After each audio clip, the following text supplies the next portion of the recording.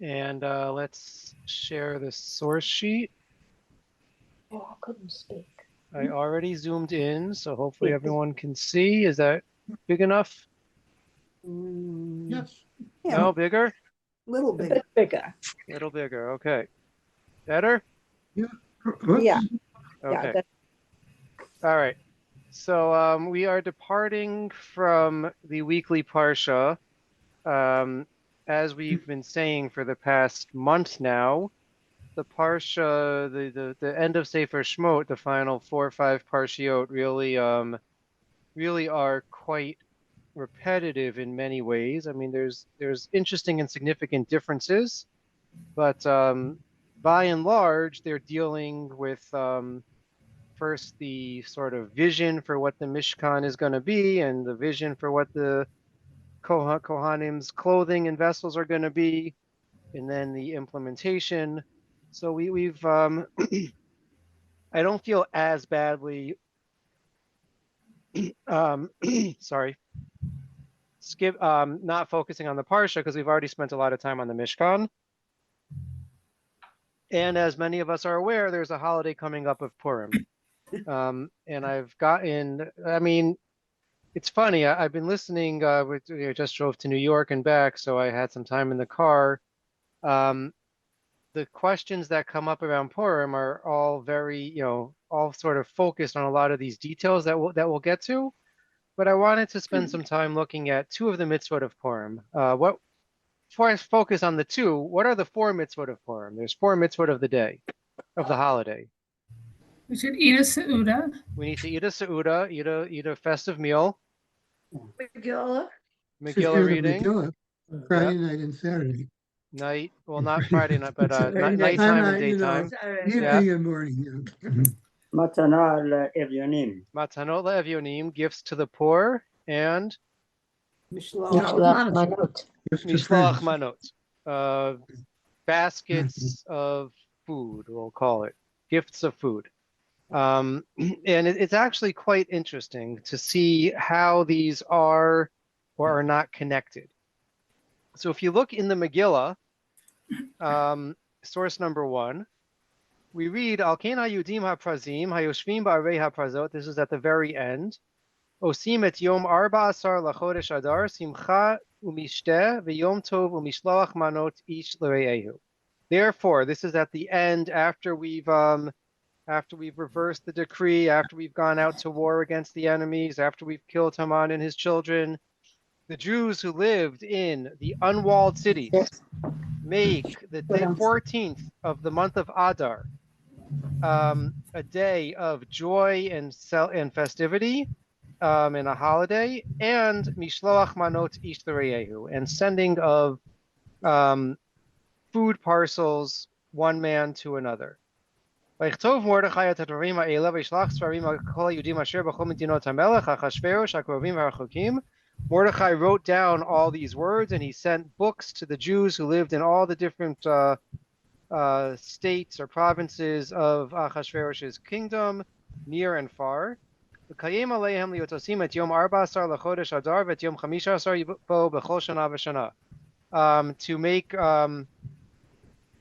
to fulfill and keep the 14th of Adar and the 15th of Adar every year. Of course, the 14th is for unwalled cities, the 15th for walled cities. Kayamim asher nachu bahem hayudim ha'yevehem ha'chodesh asher nepach lahem miyagon l'simcha u'me'evel liyom tov v'asot otam yemei mishteh v'simcha mishloach manot ish l'reyehu u'matanot LaEvyonim. Like the days on which the Jews rested from their enemies, and the month which was reversed from mourning to joy, from travesty to joy, from mourning to festivity, to make them days of merriment and joy, and sending food parcels one to another, and Matanot LaEvyonim, and gifts to the poor. It's very interesting. When the Jews are observing Purim, seems to sort of be a grassroots celebration, and we're told that they celebrate it with Mishloach Manot. Their celebration is Mishloach Manot. Mordechai comes along and he concretizes it. He sends out books, right? Presumably telling the story. That's where we get the Megillah from.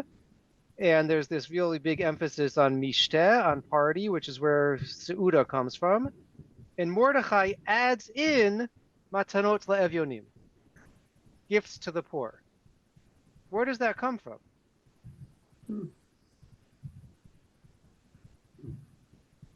Any thoughts on where does Mordechai come off with that? Those words of Esther. It doesn't say that it was that. It doesn't say that Esther told him to do that.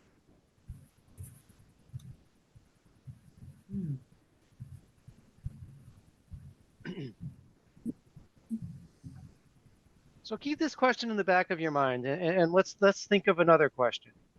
We know we have these two mitzvot, Mishloach Manot and Matanot LaEvyonim. We treat them as two separate mitzvot, right? We already know what the practice is. But if I were to tell you that there is a mitzvah to have a festive meal on the holiday, B, a mitzvah to send gifts of food, and C, a mitzvah to give gifts to the poor, would you say that those are three separate things, or those are really all one and the same? Always enable people to have the Suda and to give gifts to others. Yeah, so I would think that Mishloach Manot, we have this requirement that everyone has to have a festive meal. So in order to enable people to have a festive meal, we send them food, right? What would a Purim meal be without the Hamantashen baked by your neighbor next door, right? So we send these parcels of food in order to enable everyone to have a nice meal. And where does Matanot LaEvyonim come in? It'd be even harder for the... Yeah, if someone's poor, they need more than just a Hamantashen, they need more than a candy bar. So, right, it's very plausible, it seems logical that these should all be connected. That these are all really one general category of rejoicing on the holiday. And as we'll see, there are many who take it that way. Of course, we know that we, end of the day, practical halacha, that these are treated as separate requirements. But right, so that would be an interesting question. Let's say that that I have a really delicious recipe for one year we made pizza Hamantashen. Instead of jelly, you may use pizza dough and you fill it with cheese and tomato sauce. Yeah. And I send it to the Shapiros. And Mina, I know, is a very traditional woman, and Mina would never fathom having a dairy milchig Purim Suda, right? It has to be fleishig, right? I don't know, Mina, I'm picking on you. But so if I send my pizza Hamantashen to the Shapiros who are having a fleishig meal, is that a fulfillment of the mitzvah or not? Right? They can't use the Hamantashen as part of their meal. Do you know when you sent it that they were having a fleishig meal? You just so I didn't know, right? So I have an out that I didn't know, but maybe it's about, if it's really about the meal, so that might be a problem. Right? I saw another interesting question. What if I make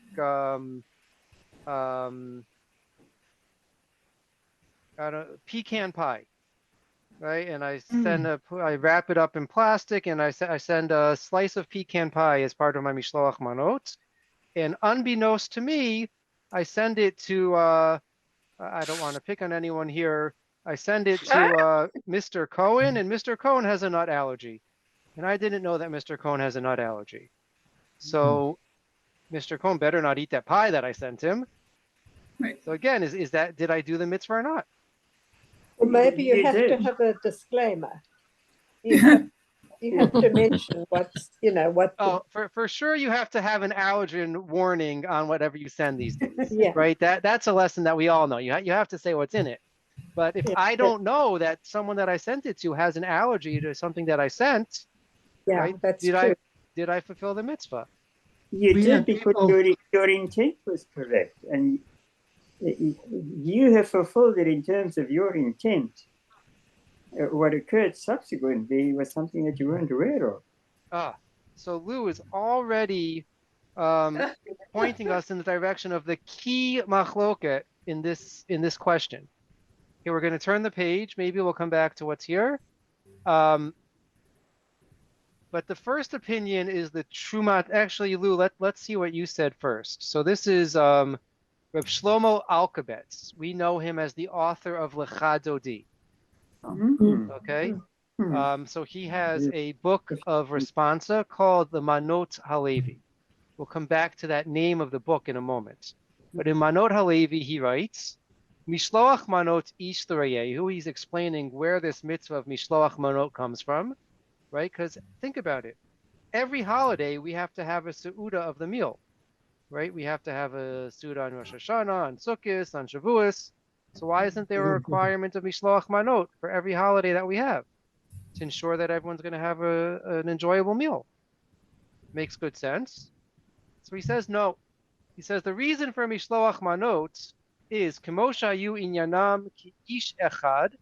In the days of Purim, during the miracle, during the story, they became like one people. V'hikahel kol echad im chavero. Right? They all gathered together with their friends. Why is that unique or special for Purim? Hefech ish tsar ve'oyev, because it's to combat what Haman sought to do. When Haman first goes to Achashverosh and he says, there's these Jewish people and they're up to no good, how does he convince Achashverosh that they're up to no good? Because he says that they are Am Echad Mifuzar. They are a dispersed nation. They're spread out. So Haman saw that when we were disunified, when we were spread out, then that's when we were vulnerable. So in order to ensure that there's no more threat of Haman, he says that the point of Mishloach Manot is to bring unity among the Jewish people. And that's unique to Purim because part of the threat on Purim was disunity of the Jewish people. So according to this approach, Lou, Baruch Shekivanta, you already intuited what he says. The purpose of Mishloach Manot isn't to make sure that Rena has a slice of pie or that Judy has a pizza humintaschen or whatever, but the point of Mishloach Manot is to create this feeling of unity. And if the point is create a feeling of unity, so even if you can't eat it at the time that you get it, but the doorbell rings, you see there's this beautiful package from the Kaplowitz family. Kaplowitz family likes me. I feel good, right? It's the feeling and not necessarily about what you do with the package, but just the very fact that someone reached out to think of you. Yeah. And so if that's the case, then even Mr. Cohn, who's allergic to the nuts, I might fulfill my obligation by sending him the pecan pie or by sending the dairy humintaschen to someone eating a Fleischig's meal, because they know that I was thinking of them, and that's the main focus according to the Manot HaLevi. I have a beautiful example. I have one beautiful example I'd like to share, if I could. Please. One year, there was a member of our community who was sitting Shiva, and we didn't know that. We'd kind of lost track, I think, of the date, and the person was not in, our congregations and so on. So Joshua went out to deliver things. We'd always sent something, and he went into the house, and lo and behold, he sat down, and the person explained to him that she couldn't really receive the Shalach Manas, but she had something she wanted to give to him. She gave him a Shalach Manas. And she had set it aside just in case a friend came and didn't know that she was sitting Shiva. Wow. And you know who that is? That's Rebbetzin Rachel Kaplan, Oliver Sholem, who just passed away recently. Wow. And that gift is actually the tube. It's a big tube, kind of, one of those big tubes. And in it, he carries the Megillah that Rabbi Taub gave him. Wow. He put it to good use. But I thought beautiful. that was so sweet on her part. I just wanted to share that. Yeah. Thank you. Yeah, I that's thought you very weren't allowed powerful. to give shalach manas either if you were an Avel. Yeah, so that's Well, that's a whole maybe- other question. But Yeah. but certainly it's a good illustration of the principle here. You know, On the I Yeah, go had ahead.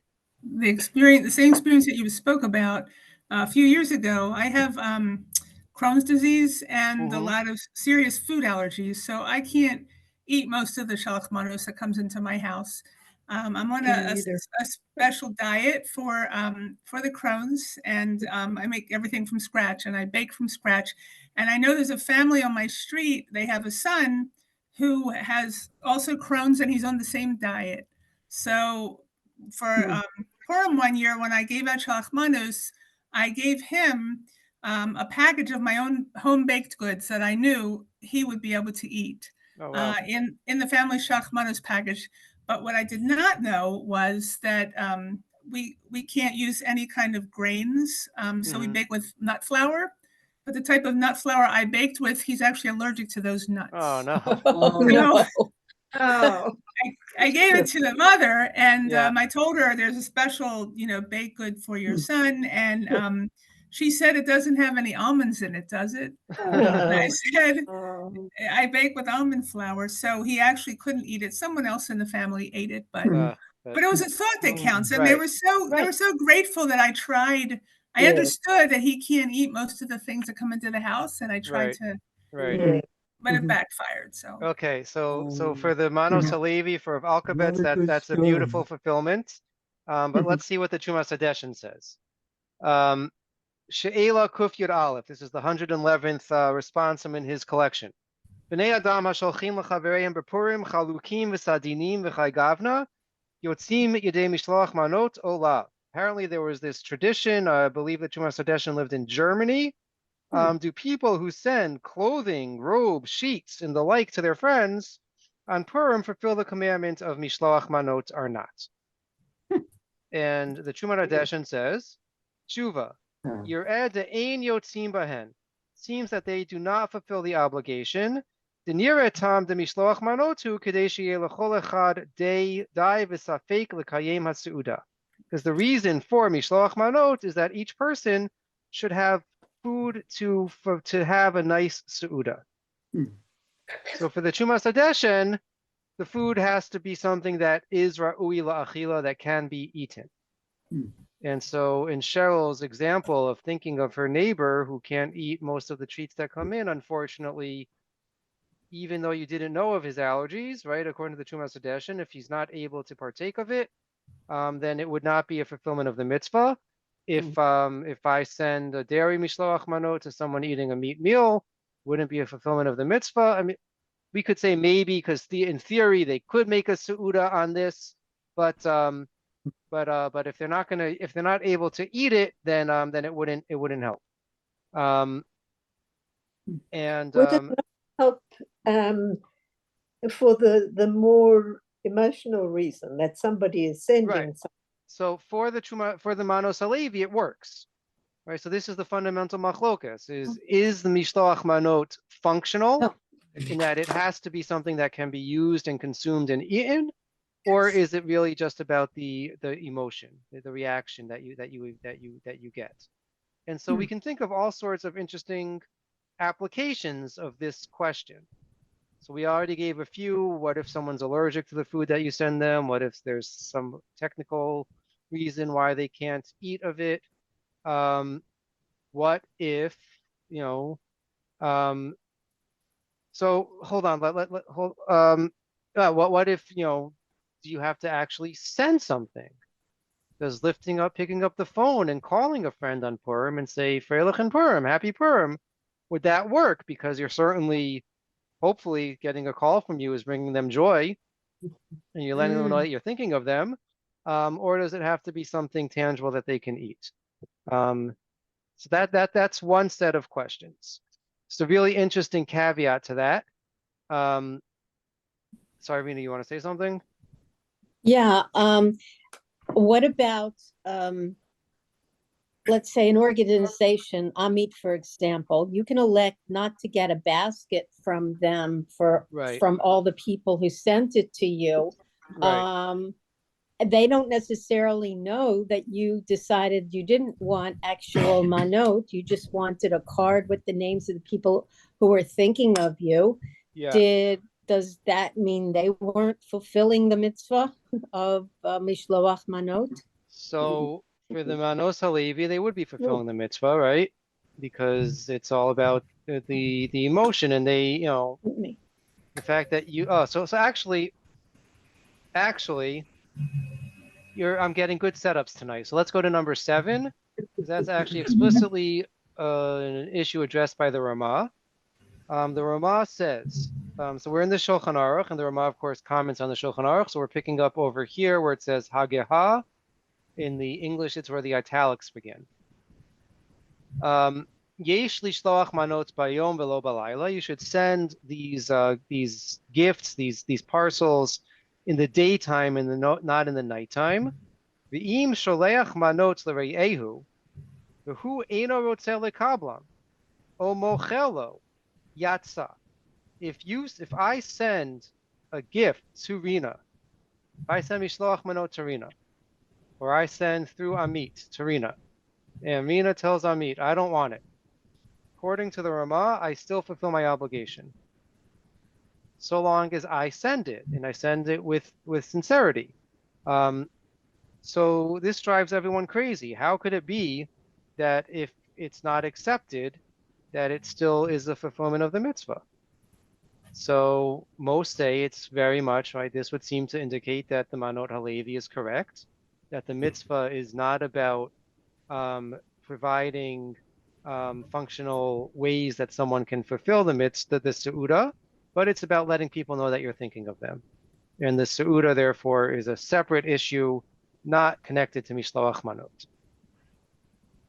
Well, isn't there another issue here? If you send it through an organization, I thought that's like a nice thing to do in a community, but sending through the organization is not a fulfillment of the mitzvah. The mitzvah is you have to personally give it to your neighbor. Okay, so there's all sorts of questions that come up with sending through an organization. I know that that's on people's minds. So one issue is the issue of, like Rena said, maybe someone's not going to want it, So that's one thing. That right, now it's very sophisticated. You can have all sorts of options, and you don't want to get inundated with hamantashen and candy a month before Pesach. So you want to know what? It's nice to know that people were thinking of me, but keep the food, give it to someone else, or just use the money for your organization. So that level would be very much be the machlokas that we've seen already between the Tumar Hadeshin and the Manot Halevi. And according to the Manot Halevi, it still would be a great fulfillment. Now, then some people raise the issue, well, wait a second. We're not only the recipients of the Amit Mishloach Manot, but we're also asked to give. And we know that if you're there's different options. I can choose 20 people, 20 families that I want to give to, and pay a certain amount for each family, or I can give a lump sum. I can give $100. It's probably a lot more than $100 these days, but I could give $100 and send to everybody, right? So if I choose to send to everybody, and Gwen knows that there's the option of sending to everybody, well, how do I know that when I get a card that says Rabbi Kaplowitz sent me Mishloach Manot, how do I know that he was really thinking of me? Maybe he just wants to. I have a solution. Yeah. I have a solution to all these problems. Yeah. How many people does one have to give Shalach Manos to? Okay, so that's a man. You're. Is it one person or two? No. Two. At least. So anyway, if one does that, then that absolves him for all the other things. Right. So that's true, and that's definitely what we recommend. Bottom line, but I want to think through the issues. Okay, so you're right, Arthur. You're right, but so if Gwen gets the card that says Rabbi Kaplowitz is listed among the the hundreds of people that sent Mishloach Manot to you, so maybe she's gonna have a question. Maybe Gwen wouldn't have this question. Gwen's too kind.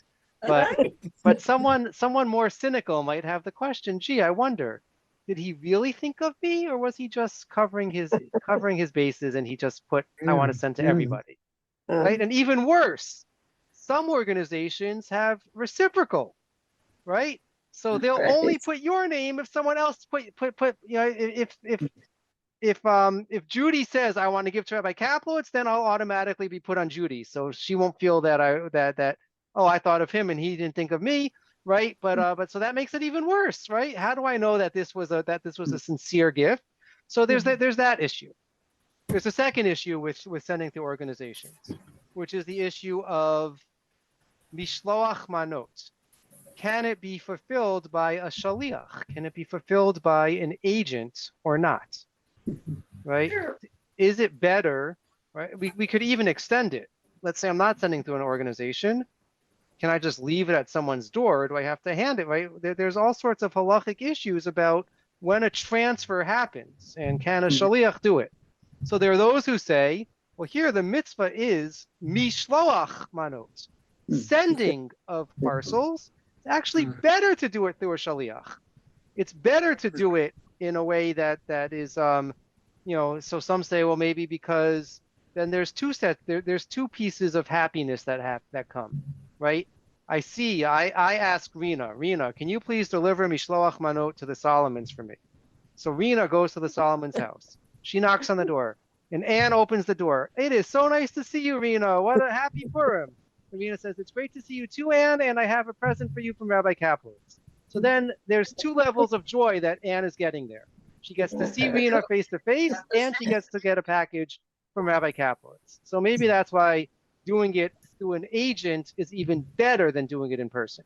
But others say that no, you have to deliver it, and it has to be by in-person delivery, right? What about the Havas Yisrael cards? Yeah, so that's the same issue. That's what you're talking about. Well, not really, because meaning they don't claim to be sending Mishloach Manot, right? That's just a tzedakah. Right, just a card, right. So there's not even food involved. For the Manos HaLevi, maybe it works. Maybe it does work for the Manos HaLevi, right? Interestingly, we skipped over it, and we're not going to get through all these sources tonight. Maybe we'll continue this next week. But the Manos HaLevi says the reason he called his sefer, his book, the Manot HaLevi, is because he completed it on Purim, or he completed it right before Purim. And in lieu of sending food to his father or his father-in-law, he sent him a first edition of his new published sefer. It says that's why it's called Manot HaLevi, Mishloach Manot. So, so according to the position that says it's all about creating friendship and unity, maybe it doesn't have to be food at all, and so maybe the card from Avas Yisrael would work. And there's a third issue, or maybe we're up to the fourth issue. There's whatever number issue we're up to. There's another issue with cards through an agency, or Mishloach Manot through an organization. And that's the question of when of the timing of everything.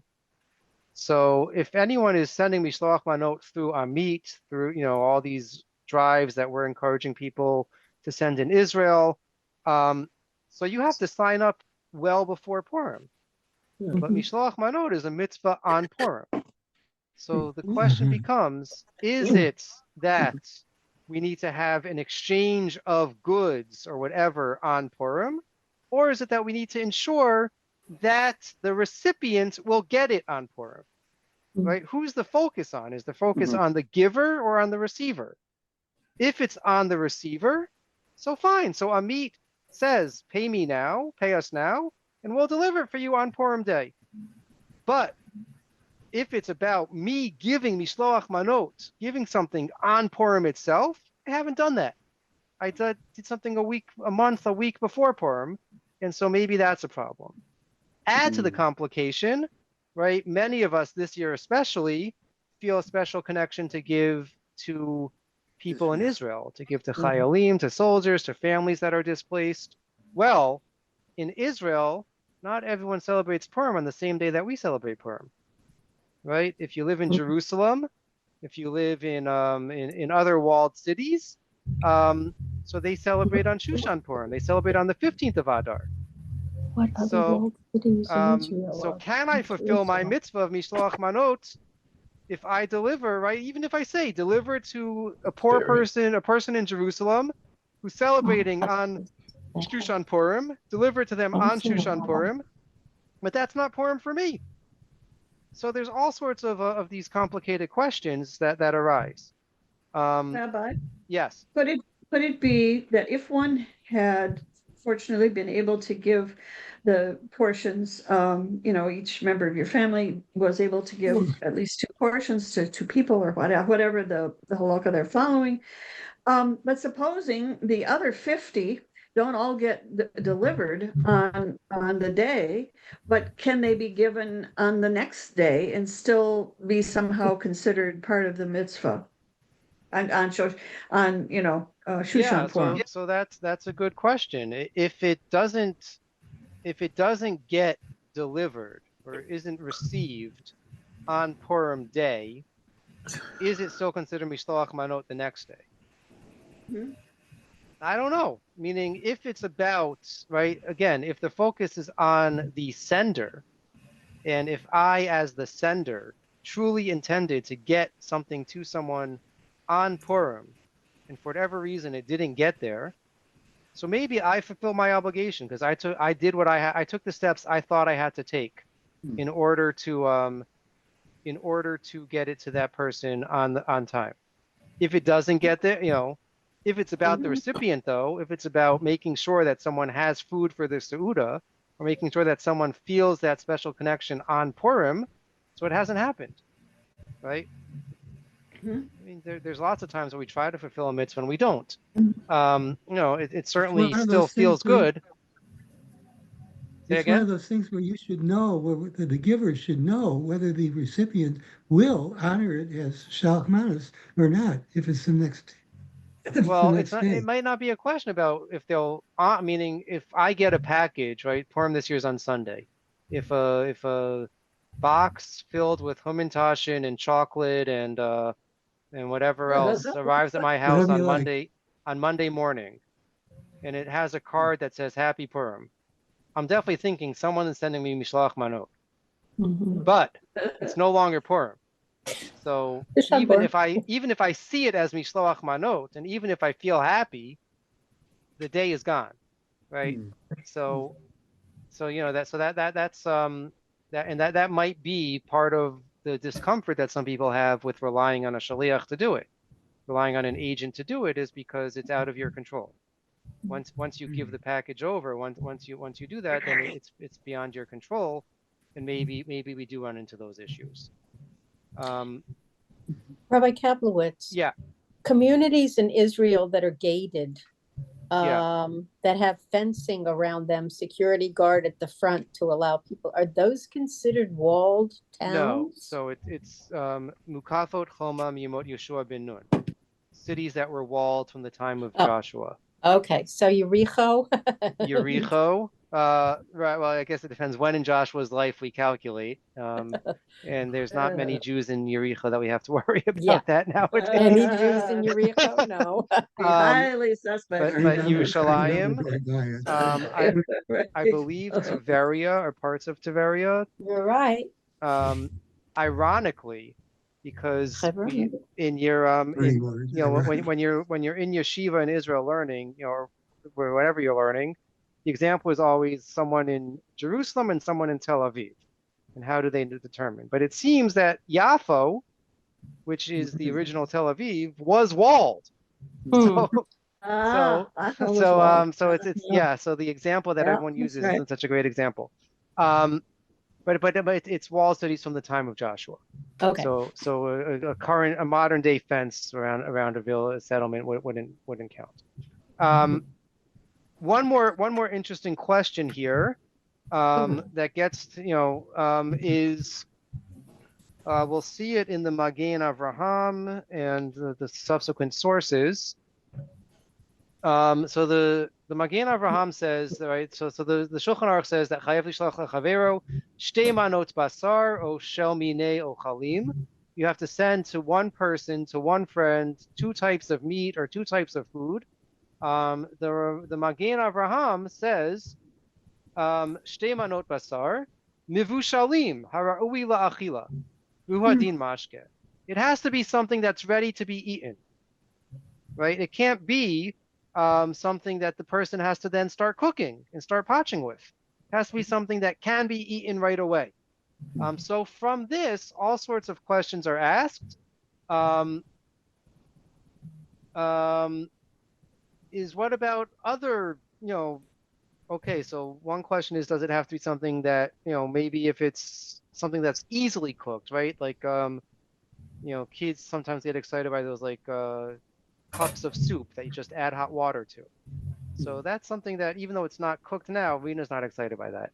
But or a tea bag, right? I've gotten many Mishloach Manot with tea bags in it. So that's something that can be cooked very quickly, right?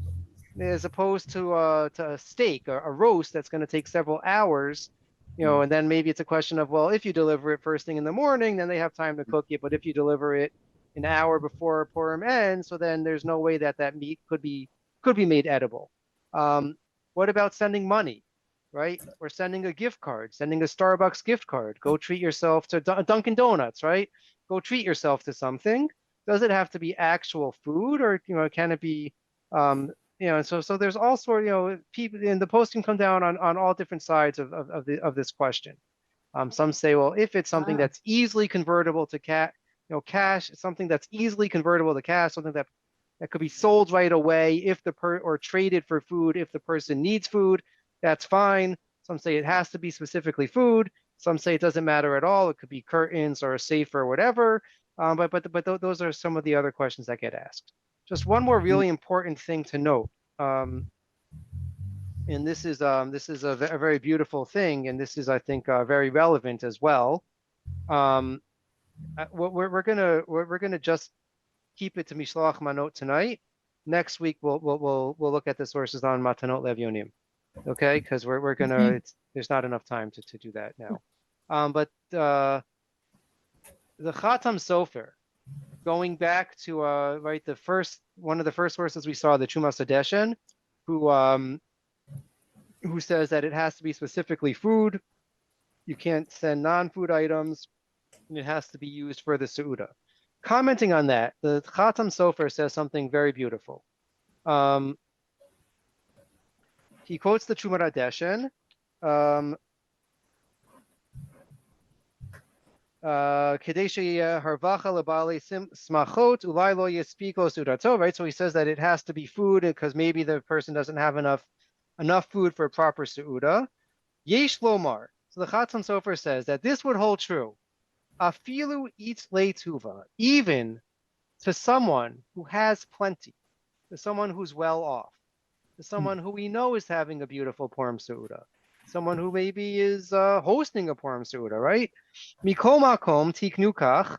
Still, the takana, the enactment is that we should send Mishloach Manot to such a person, to such a well-off person, shelo levayesh mi she'ein lo, in order to not embarrass someone who doesn't have, right? If there's a mitzvah of Mishloach Manot, and the only people that get Mishloach Manot are people that everyone knows can't afford a Purim Seudah, so then when you go to deliver it and you see, right, that's not going to feel so comfortable for the people. So we dafka give to the entire community, we give to everyone in order to not make this distinction. And that's a very important piece of it, and very and add to that, right? He says that's even for the Chumas Adeshen, even for the position that says it's about ensuring that someone has food for the Seudah. Nonetheless, you should give to people that we already know have a Seudah. Of course, if the mitzvah is all about promoting unity, then of course it would work, right? Just because someone has money doesn't mean that they have friends, right? We want them to know that they're loved too. And so certainly if the reason for the mitzvah is to promote unity, then we should give to rich and poor alike.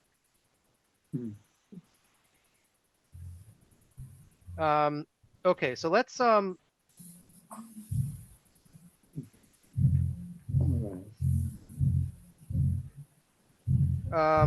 go to at the very end. I just gave some practical advice as far as how to handle the mitzvah, and everyone's already intuited. The fundamental mitzvah is we skipped over the Gemara because so I think it was Lou who sent us already to the Chumas Hadeshen. But the fundamental mitzvah is to send 2 types of food to one person. So minimally, you have to send Mishloach Manot to one person. So the recommendation is that everyone should send minimally 1 package of Mishloach Manot to one person or one family. Okay, that minimal package has to have in it at least 2 types of food, 2 different foods. When, you know, a lot of people were taught it has to be 2 separate brachot. That if you send 2 different types of cookie, that doesn't work, or 2 different types. No, 2 different foods. It could be chicken and beef, or a cookie and a piece of cake. But 2 types of food, two distinct food types, and that's the bare minimum fulfillment. There are those who are machmir to send to do 1 in person, and then 1 specifically through a shaliach, because we said there are those who prefer it be done through a shaliach. So there are some people I know that will specifically designate a shaliach to give a mishloach manot in order to fulfill the position that it has to be done through an agent. Another issue we didn't touch on with sending through shul organizations, institutions is a corporate entity considered a shaliach or not? Or does a shaliach have to be a live-bodied person? And so that's another potential issue with relying exclusively on sending through Amit or Avas Yisrael or whatever else. So minimally, every family, every household, every person, that's a whole other discussion about how, you know, households with multiple people in it. We'll touch on that in a second. So every person should send 1 package with 2 food items. Once you do that, once you fulfill your minimum obligation, so then it's a nice thing to send to as many people as you want or as you can. It's a nice thing to support all these organizations. It's a nice thing to send to Chayalim, but at least then you fulfilled your bare minimum requirements. And don't think that you can fulfill your obligation just by sending through an organization. So that, and you know, there used to be a time when this was like a very sensitive, you know, thank God we're in a community where the monetary constraints of sending 1 food package isn't so great for most of us. And so to be able to do that and then to enhance the mitzvah for many of us is a beautiful way to bring joy to others on Purim. You know, there is an element of bringing joy to yourself as well, knowing that part of my Purim festivity is to support people that are going through tough times in Israel, local people that I know could use some cheering up. Is certainly in the spirit of Purim. It's certainly appropriate, but you know, there are issues, there are questions as to whether that's a technical fulfillment of the obligation. Where did we ever get this? In my neighborhood, we have families that are in the giant van half of Purim, delivering 100 Mishloach Manot packages. Yeah. It's a very stressful event for them. Yes. And then where did that come from? That's one of what call the curses of wealth. It's true. I mean, I can't imagine in you know, back in the day that people were giving to every family that they, you know, whose name they found in the phone book. You know, you know, it again, it's beautiful. It's a nice, it's a beautiful community building. It's a beautiful celebration of Purim. But as with everything, it certainly can get out of hand. And if it leads to situation, which I'm sure exists in some communities, perhaps even in our community, where there's a pressure that you have to give to everyone, or you know, feel that you have to come up with the most creative theme or the most delicious piece of cake. So that's a real problem. You know, that certainly can take away from the joy, and that's never the intention.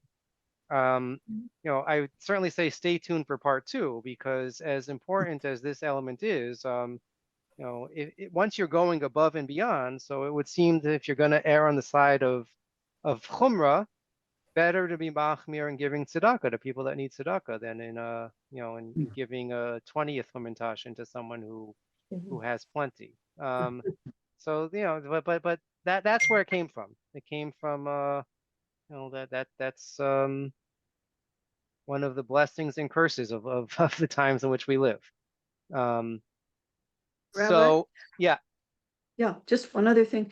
I see, I turned the page to see your other recommendations in terms of some of these things, but that I had heard that the amount spent on making or giving assigning others to give or whatever of Shalach Manos, certainly the gifts to the poor should be of an equal amount.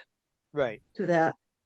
Is that right? So there's two levels of that. And again, we'll spend more time on Matanot LaEvyonim next week, but because there's this ambiguity as to whether Matanot LaEvyonim is connected in some way to Mishloach Manot and to the Purim Seuda, so the general understanding is that the minimum amount of Matanot LaEvyonim to fulfill the mitzvah is enough that someone could purchase a Purim Seuda with. And so, I mean, which doesn't have to be a lot. If you think about it, you can go to Goldberg's, you can go to Dunkin' Donuts and buy a sandwich, whatever, for $5, $10. You can get, so some people say it should be a little bit nicer, whatever. But that it has to be the bare minimum to fulfill the mitzvah is enough that someone could make a Seuda with that money. Then there's a second thing, which is, again, relating to Cheryl's question, given that we live thank God, in a time of general comfort and prosperity, when people spend so much on other elements of Purim, such as giving Mishloach Manot to the entire neighborhood, such as buying $100 costumes on Amazon, such as sitting down to a 5-course meal for their Purim Seuda. If you're going to go beyond what's required in these other elements, so then you really should go beyond and calculate when giving your gifts of Matanot LaEvyonim as well. So again, there's nothing wrong with making a nice meal. There's nothing wrong with sending gifts to your neighbors and to showing them how much you care. But there's nothing wrong with buying a costume and having a good time with it. But if you're going to do that, which everyone recognizes is not halachically required and is certainly above and beyond what a Purim celebration can or should be, so then make sure that you're also going above and beyond in giving your charity as well. And so I'm not sure what you were referring to exactly, Anne, but yes, but so that's a general piece of advice, which I think is a very strong and beautiful one, which is that if you are going to be machmir on other elements of Purim, make sure that you're also machmir on the tzedakah element of Purim, and not to shortchange that piece of it. So thank you. So as a recap, the mitzvah of Mishloach Manot is unique to Purim. There's a question as to whether it is specifically to enable or enhance the Seuda that we know the recipient is going to partake in, or if it's about increasing sense of unity, friendship, and camaraderie. There's all sorts of practical nafkaminas, practical implications as to which explanation we follow. When it comes to the very popular question about sending through various organizations, institutions, so in theory, there certainly is a strong case to be made that so long as you have some guarantee that it will be delivered on Purim, you could, in theory, fulfill the obligation, certainly if there's going to be food, certainly if it's going to bring joy to people. But there's all sorts of questions and technicalities that also make it a little bit problematic. And so as a practical suggestion, those that are able to in person deliver at least one package with a minimum of 2 types of food should do that, and then can feel comfortable sending through organizations. If you, for whatever reason, really cannot deliver in person, then relying on these organizations, it's best to just make sure that that they check the boxes as far as there's actually going to be food delivered, it's going to be delivered on time, it's going to be delivered in the same day that you celebrate Purim, right? I guess you could get into questions of different time zones as well. But sending to someone in Australia might be just as complicated as sending to someone Oh, in boy. Jerusalem. Or South, I don't think we're going to do that. Yeah. or South Africa. Yeah. Yeah. So that's a practical. Are there any final questions on any of this? Okay, so next week we'll continue with looking at some of the sources on Matanot LaEvyonim, and maybe we'll look a little bit in the Megillah as well. Do So you have a favorite flavor of Hamantaschen? do I have a favorite? Those pizza Hamantashens were pretty good. Poppy seed. I like most flavors of Hamantaschen. I will say prune. I'm not a prune guy. Okay. How about poppy seed? Poppy seed is delicious. Poppy seed is delicious. The jelly is delicious. The chocolate's delicious. It's all good. It's all good. Growing up with my mother had a machine for grinding poppy seed, Oh yeah. and I've wanted one like that ever since. Huh. All right. Did you find one? No. Still looking. No, he Okay. hasn't. Not yet. All right. Maybe There's somebody still knows time. of one. There's still time. All right. Good. Have a great night, everyone. I will see Thank you you. hopefully in Shul this Shabbos. Yeah. Thank you so much, Rabbi. Okay. Thank Bye. you. Thank you. Thank you. It's been a lot of fun. Yeah. Mm. Marvin Basimcha.